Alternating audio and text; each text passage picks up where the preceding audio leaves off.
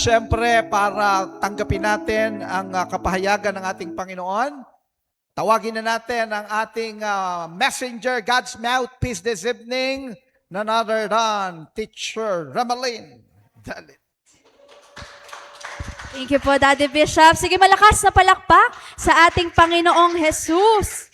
Thank you, Lord. Hallelujah. We thank you for your holy, holy, holy presence tonight. Hallelujah. Sige po, manatili po tayong nakatayo as we declare Luke chapter 4, verse 18 to 19. Sige po, at the count of 3, 1 to 3, begin. The Spirit of the Lord is upon me, because He hath anointed me to preach the gospel to the poor.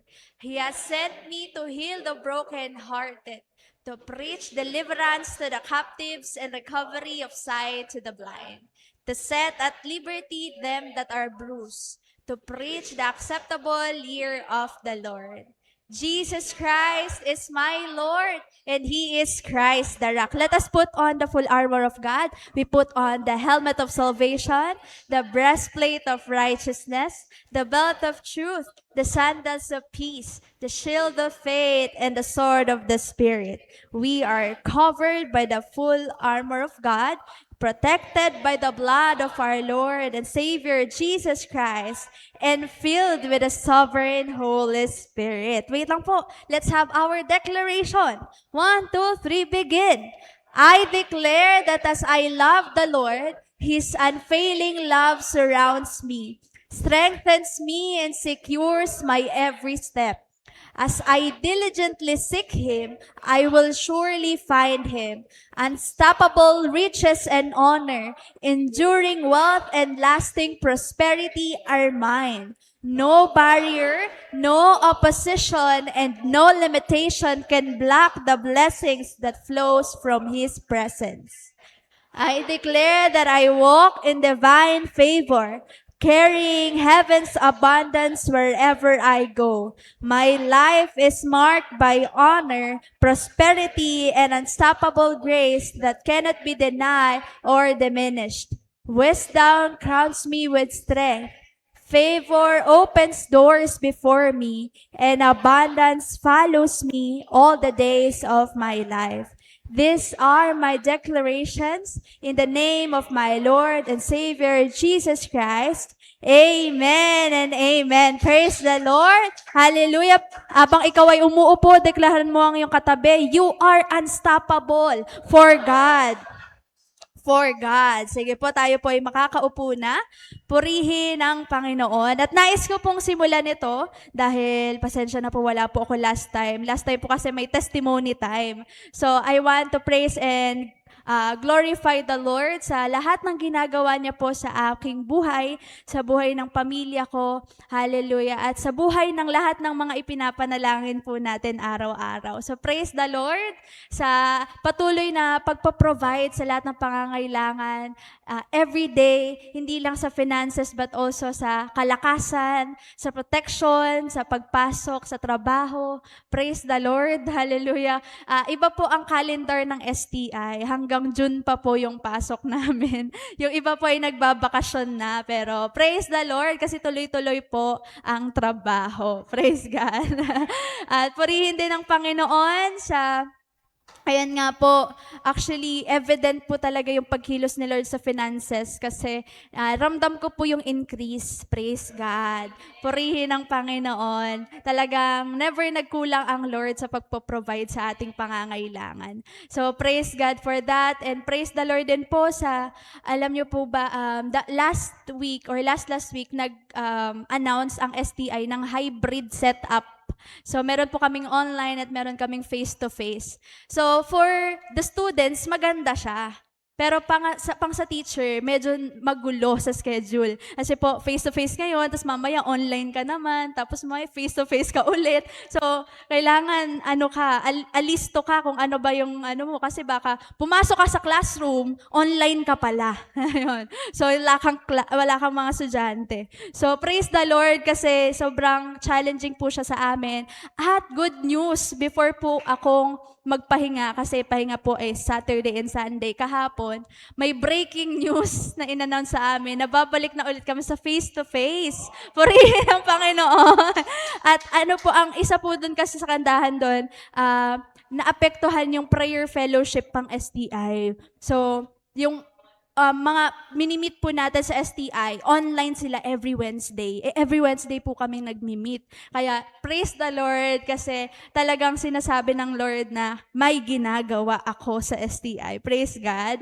At I believe na marami tayong mawiwin, kagaya nga po ng prayers ni Daddy Bishop kanina, yung mga bagay na hindi nagagawa. Ayun. So, na-remind ako doon na, oo nga, I am there to preach the gospel. Heal the sick and deliver the captives. So, purihin ang Panginoon. Ayan. So, excited to meet all of my students this coming weeks. Praise God.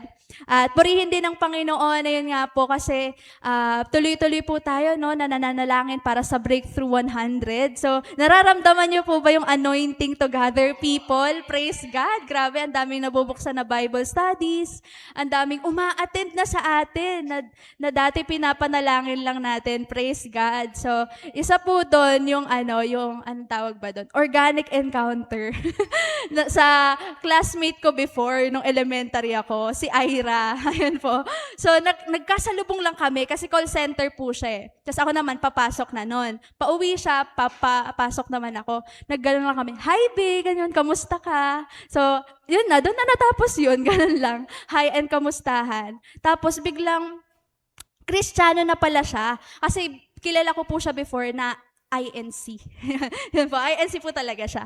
So, to make the long story short, nakakilala siya sa Panginoon and she is looking for a church na malapit sa kanilang tahanan. At siya ay taga-pangarap. Ayan, no? Shout out sa mga pangarapians.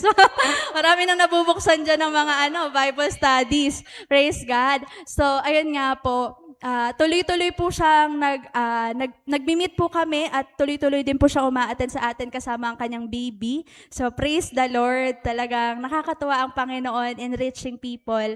At praise God din sa buhay ni Sam, ni Nisel, na patuloy na lumalago sa ating Lord. At ayun din po sa prayer chain po natin. Thank you, Lord, kasi 10 hours na lang, 24 hours na tayo. Praise God, onti na lang. Hallelujah.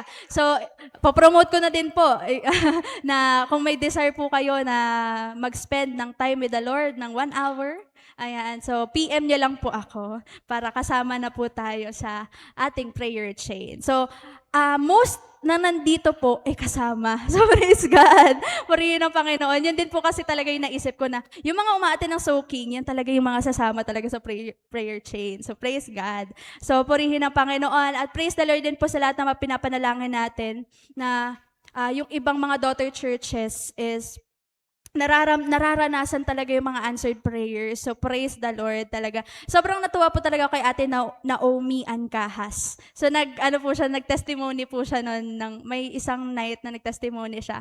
So, praise God kasi successful ang kanyang breast cancer operation. So, praise the Lord.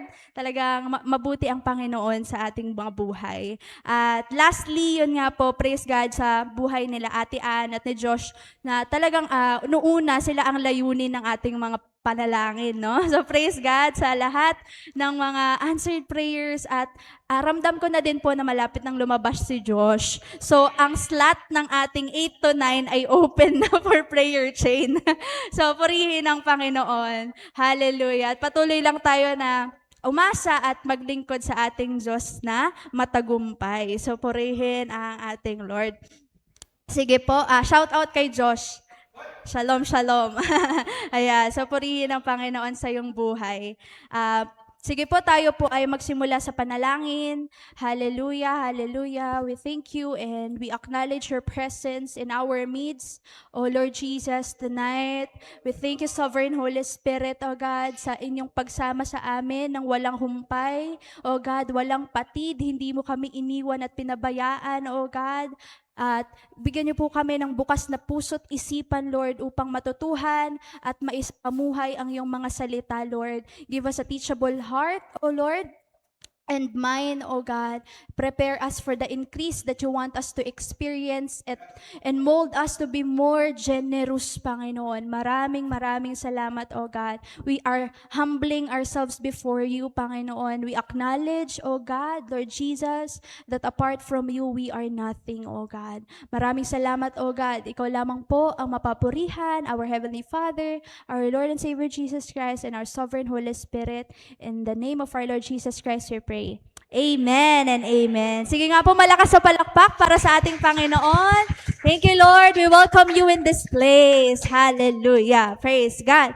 So, ang ating topic for today po is pinamagatan ko pong all are yours. Amen. So, lahat ng lahat ay sa ating Panginoon. Amen. Amen. Praise God. We are all stewards. Ayan. So lahat ng ito, hallelujah, lahat ng mga nakikita natin at hindi natin nakikita ay sa Panginoong Jesus. Amen. So meron po akong isang katanungan dito na medyo may kirot sa puso.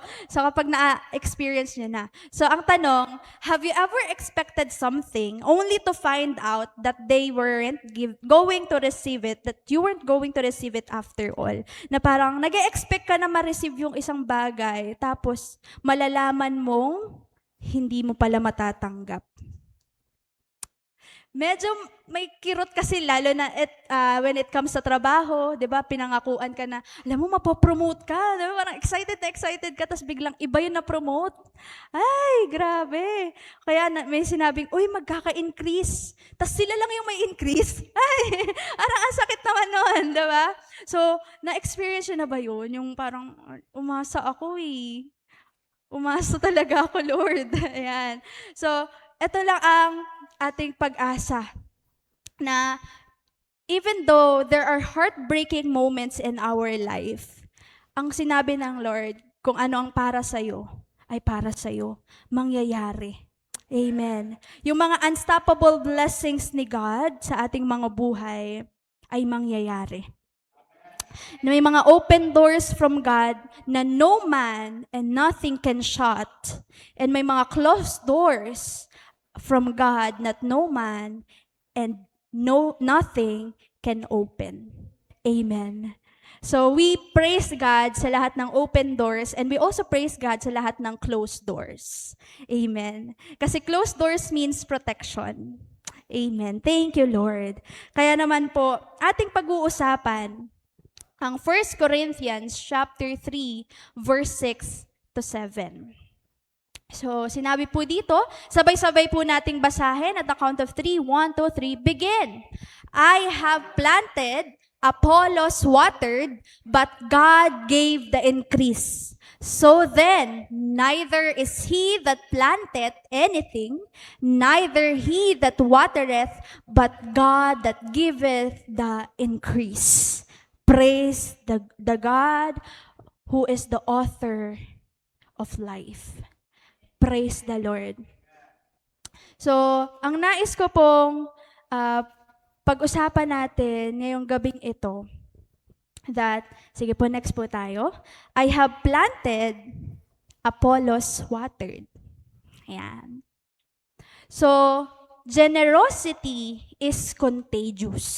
Do you believe that? Na kapag ikaw ay nagbigay, ay may ma-encourage ka din na may magbigay din. Amen? Na through our generosity, people will be encouraged na, grabe siya magbigay. Diba? Parang, grabe, praise the Lord. Kagaya na nandito na may nagtanim, diba? May nagplant. At merong nag-water. May nagdilig. Ayan. So, meron daw nagtanim at may nagdilig. Gusto ko din pong makita ng bawat isa sa atin na kagaya po ng isang parte ng katawan, di ba? We are just one body na may iba't ibang function. Ayan. So, as we do our task, di ba, and others' task, ginagawa din nila, the result will be, eto po, God gave the increase. Or bibigyan tayo ng Diyos ng increase. Amen. So the very reason why we can give generously because God entrusted us those things. Kasi wala tayong maibibigay kung walang nabigay sa atin ng Panginoon. Amen? So, ang reason po why we are generous because God is so generous in our lives. Amen. Kaya tayo nagiging generous kasi may maibibigay tayo. Kaya sabihin mo sa katabi mo, may maibibigay ka, kapatid. Amen. So do you remember yung story ng widow woman? Yung last meal na niya, pero may naibigay pa rin siya sa prophet. Diba? Si Prophet Elisha. Tama po ba? Elisha. So, the Prophet Elisha. Last meal na nila yun, Elijah. Ayan, the Prophet Elijah. Last meal na, pero sinabi kasi ni Lord, dapat i-honor mo yung man of God, diba? So, binigyan ng portion ang man of God, sige, kain tayo.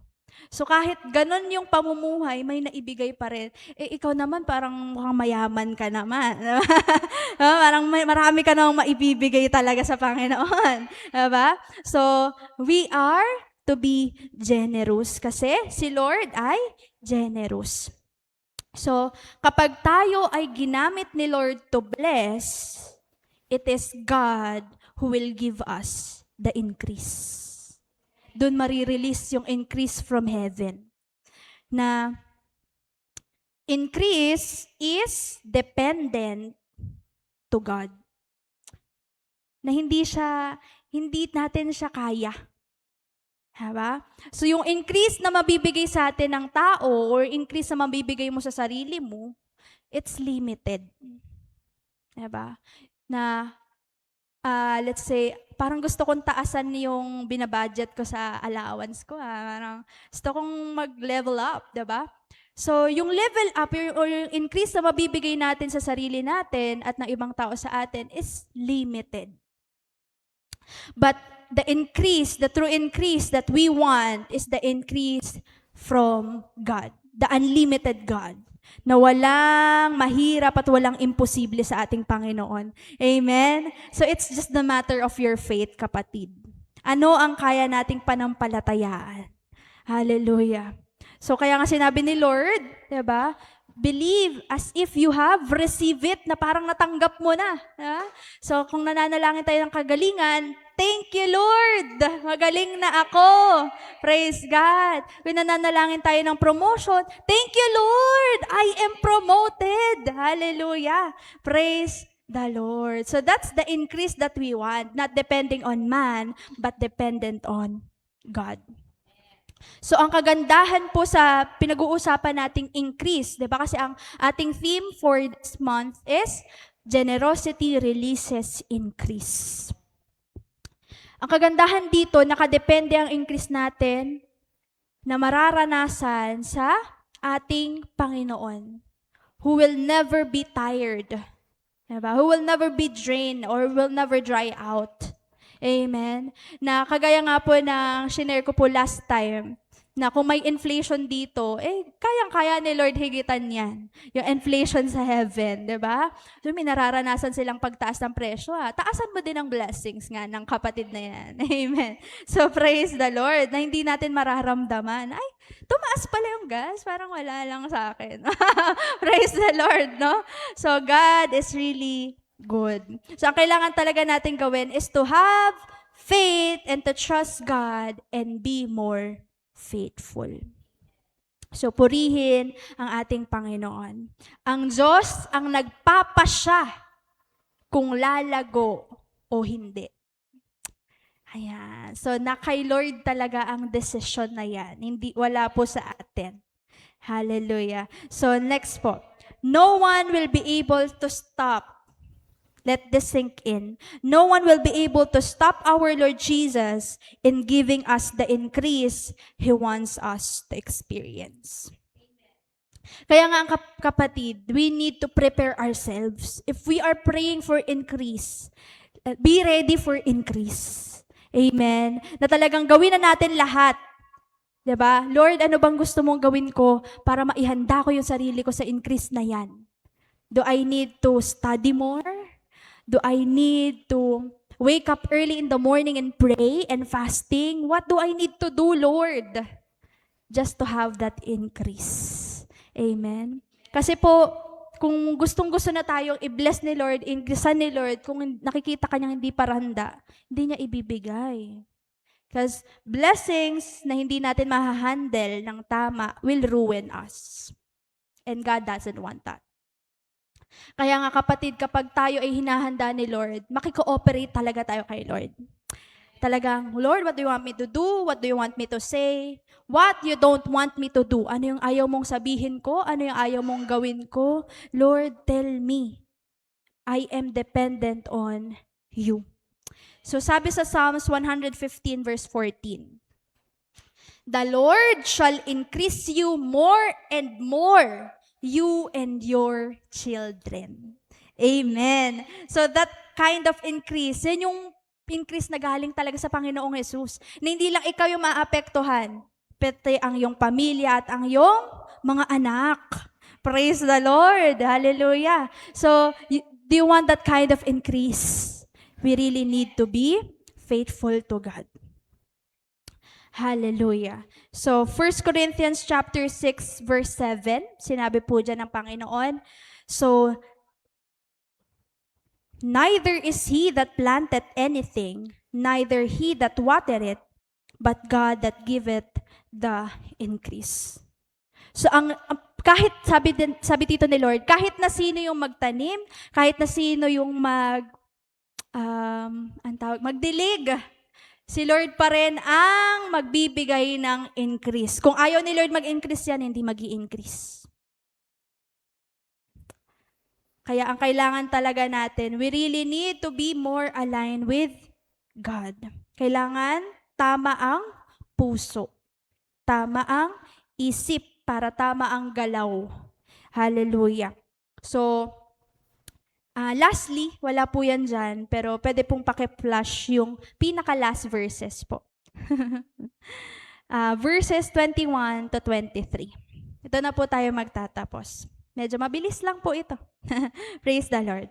So, it is not, ito po yung kailangan nating alalahanin. Sige, paki-flash po muna yung 21 to 23. Paki-flash muna yung last. Ayan. So, sinabi, ang nakalagay po dito, it is not what we can do, but it is always what God can do through us. Na kung hanggang saan tayo magpapagamit sa Panginoon. Na kapag sinabi ni Lord, sige anak, ibigay mo. Ibibigay ba natin? Sige nak, ipag-pray mo. Sige nak, bisitahin mo. Diba? So we're talking about the time, the talent, the treasure that the Lord entrusted to us. Are we willing to let God use it? So, if we are willing, let this be a reminder to us. Sinabi sa salita ng ating Panginoon, therefore, let no man glory in men. For all things are yours, whether Paul or Apollos or Cephas or the world, or life, or death, or things present, or things to come, all are yours. And ye are Christ's, and Christ is God's. Nababalik tayo sa una nating pinag-uusapan na lahat ng ito ay sa Panginoong Jesus. Everything. Therefore, again, let no man glory in man. Kasi kapag tayo ay naging generous, tas nakikita na natin, ay dahil kasi nagbigay ako, kaya siya lumago. Ay kaya dahil kasi inalagaan ko yan, kaya lumago. Nag-invest kasi ako sa tao na yan eh, lumago siya. Wrong. walang ibang makakatanggap ng glory kundi ang Panginoong Jesus. Kasi nga po, it is the Lord who gives the increase. Therefore, let no man glory in men, for all things are yours, whether Paul or Apollos or Cephas or the world, or life or death, or things present or things to come. All are yours, and ye are Christ's, and Christ is God's. Thank you, Lord.